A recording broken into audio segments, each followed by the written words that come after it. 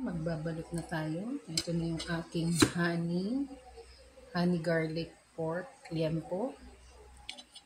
Tapos ito yung aking mga gulay. Ito na yung rice paper. Kumuha na ako. Tapos ilulubog natin siya dito sa warm water. Yan. Ilubog para mabilisan lang yan. Para mabalot natin kaagad. Yan.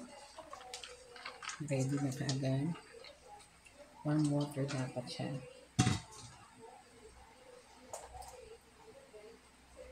Yan. Kuha tayo ng konting pork. Himayin na rin natin kung kaya. Yan. Himayin natin. Honey garlic pork to. Yan. Para kay mother, hindi siya mahirapang kumain. Tapos, nilagyan natin ng gulay.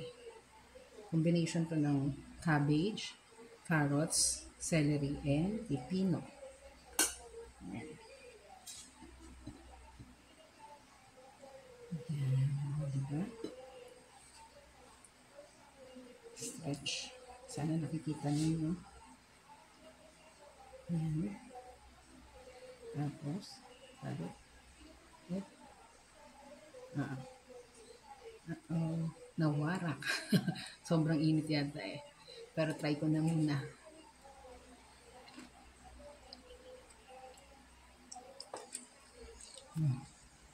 Okay.